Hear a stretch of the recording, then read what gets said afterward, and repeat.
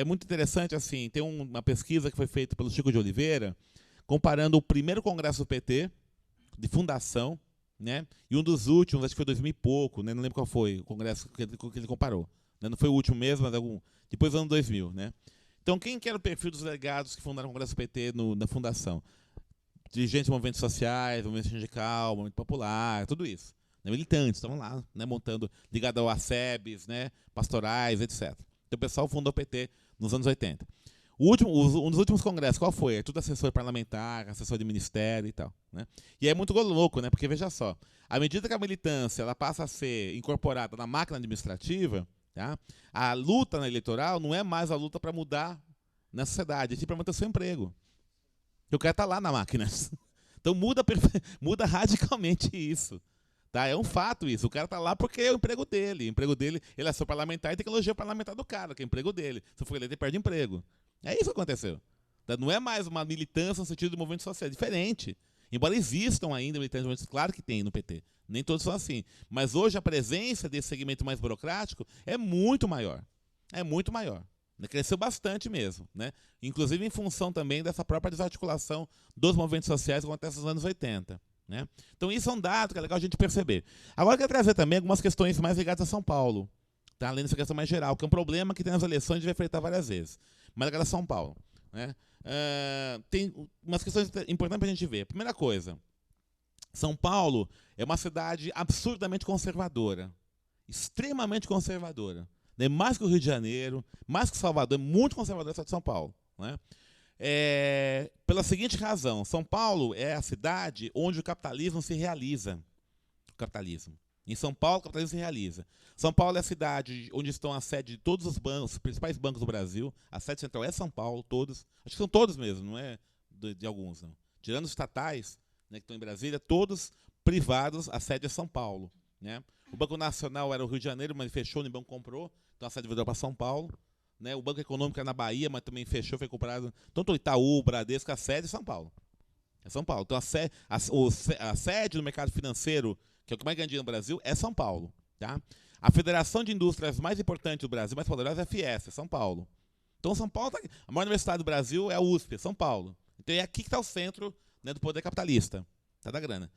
E o capitalismo se realiza aqui da seguinte forma. Como você tem em São Paulo, né, essa ideologia capitalista muito mais consolidada, toda a ação das pessoas, né, da sociedade, de uma classe média, de uma parte da classe média de São Paulo, ela se realiza por fora do Estado. São Paulo é a cidade onde você concentra o maior número de escolas particulares do Brasil. Então, boa parte hoje dos jovens estudam em escolas particulares, seja no ensino médio, seja no ensino fundamental, ou no superior, que é a população mais pobre vai para o ensino superior, escola particular. Né? São Paulo é a cidade onde tem mais planos de saúde privados, desde os planos de saúde privados mais modestos até os mais sofisticados. Então, uma parcela significativa da população utiliza a medicina privada. Né? São Paulo é a cidade que tem a maior frota de carros do Brasil. Então, boa parte das pessoas utilizam, né, o carro particular e não o transporte público para se deslocar de um lugar para outro. Né? São Paulo, como tem a maior parte da sede do mercado financeiro, boa parte dos créditos imobiliários, créditos pessoais, são realizados pelos bancos privados. Então, é uma cidade da privatização. São Paulo, você tem muito equipamento privado de cultura, né, privado de cultura, cinemas, teatros, tal, grandes número disso, institutos de cultura de bancos, como Itaú Cultural, etc. Então, boa parte da vida cultural acontece na dimensão privada. O que vai acontecer, então? São Paulo é a cidade do Brasil onde mais você tem a presença de um cidadão que se confunde com um consumidor. Né? Quando eu penso em cidadão, vou buscar educação, transporte, saúde.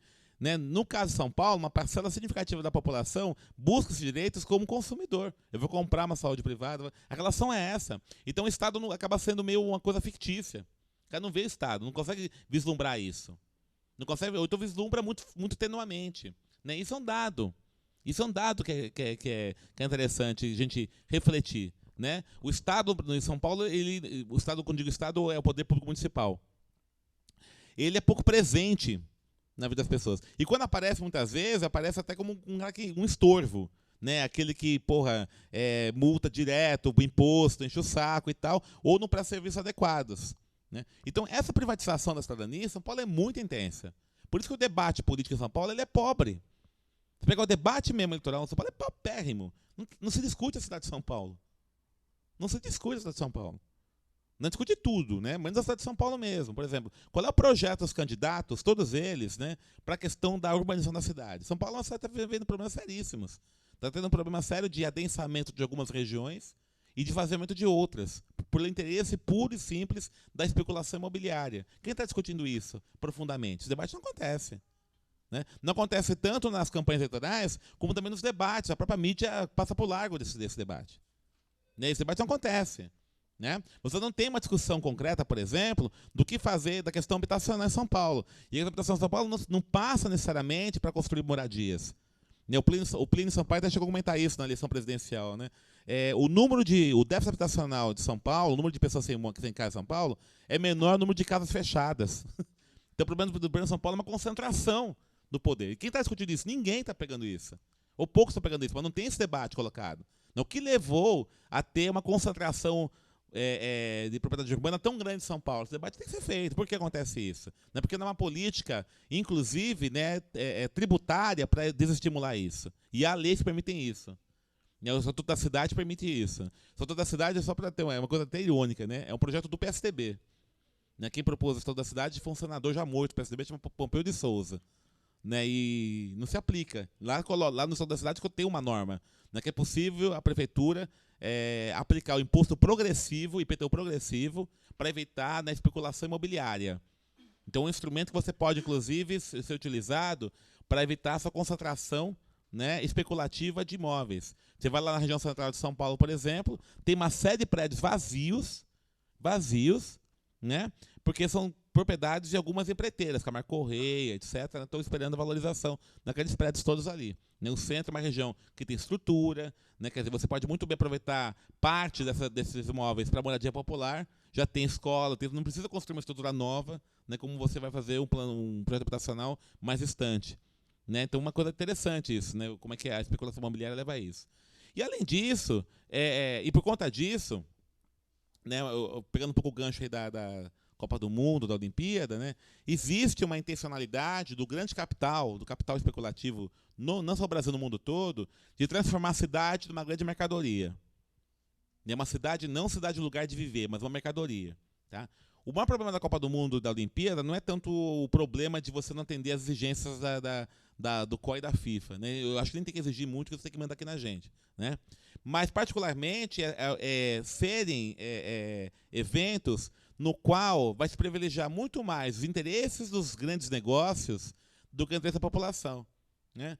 Vamos pegar o seguinte, por que está se fazendo estádio do Corinthians em Itaquera? Por que está fazendo isso com dinheiro público, inclusive? Né? Concretamente, onde o Corinthians joga hoje? Um Pacaembu. Pacaembu é perto do Higienópolis, bairro classe média. O pessoal não quer torcedor do Corinthians ali no meio fazendo bagunça. Então a forma de você jogar, vai lá para a Zona Leste. É uma forma disso, isso é higienização. Você impedir, isso é uma forma de concepção de cidade. Né? O meu pedaço é isso. E aí o que vai acontecer? Como esse debate não acontece, a eleição em São Paulo acaba virando uma coisa extremamente complicada, atrasada. Os partidos enxergam a eleição de São Paulo como um trampolim para a eleição federal, é isso que está acontecendo. Né? Por isso que há uma mobilização muito forte. Como São Paulo, a maior cidade do Brasil, tem visibilidade, existe uma preocupação muito grande dos grandes partidos de não fazer feio na eleição. Quer dizer, a eleição de São Paulo acaba sendo uma moeda política importante para a negociação para a eleição federal de 2014. É isso que está acontecendo. Então todo mundo fala assim, Serra perde a eleição, acabou. Né? O Écio tem grande chance de ganhar ser o candidato do PSDB. É isso, é concreto. Né? Essa é a ideia. Tá, o PSB também, né? O PMDB, o Chalita foi lançado candidato agora, não à toa. Não é só para ganhar, sabe que tem que ganhar, é difícil. Mas para medir força, mostrar o seguinte, ó, temos força também, e é importante na aliança futura de 2014 a gente ter uma outra posição. É isso. Então há um jogo de troca aí na eleição de São Paulo que é colocado nisso. Por isso que o Paulinho da Força também se lançou candidato. Né? Não é que eles têm esperança de ganhar a eleição, mas é muito mais para mostrar ter um desempenho razoável e utilizar isso como moeda política de troca na negociação de 2014. Então, os partidos veem dessa forma. Né? No campo da eleição parlamentar, é lamentável a eleição, a forma que é feita. Né? Você tem coronelismo mesmo. Né? Troca de voto, voto em troca de favores. Porque não há um debate, não há acompanhamento da Câmara, não há um acompanhamento do como está se pensando do plano diretor, da lei orgânica. Né? E aí, boa parte disso acontece em função, né, dessa visão privatista da cidade. Né? E aí, tem um elemento que a gente tem que refletir um pouquinho mais, né, que é, do meu ponto de vista, é o grande poder político hoje do Brasil, não só o Brasil, mas o Brasil é muito forte, que são os meios de comunicação de massa, que é a mídia.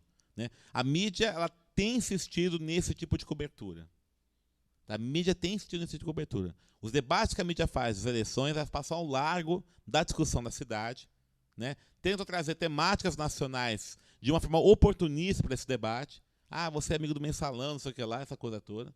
Né? E isso tem sido feito. Né? Não que não seja importante discutir isso, acho que é importante sim.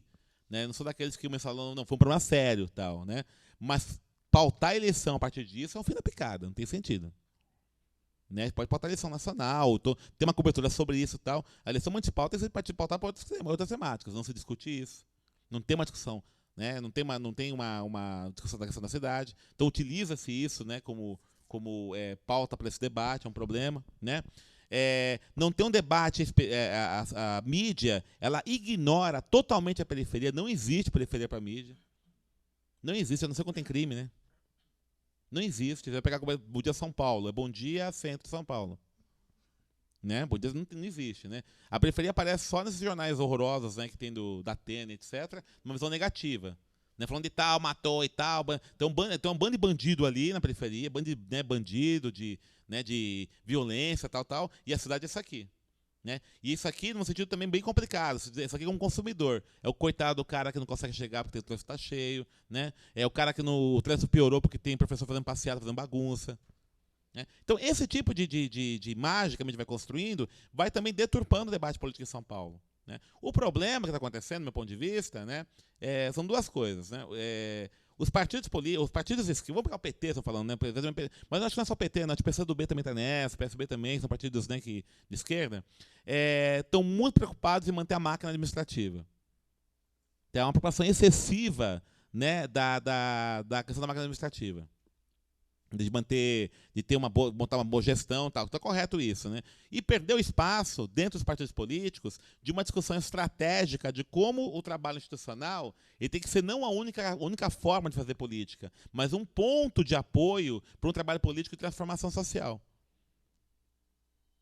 Uma coisa assim que eu fico extremamente estarrecido, né, é o pouco espaço que os movimentos sociais têm tido no debate político, nos governos até de esquerda, inclusive. Né? Boa parte dos movimentos sociais são chamados apenas como seguradores de bandeira. Vai fazer campanha e acabou. Não há um debate específico sobre isso. Não há um debate.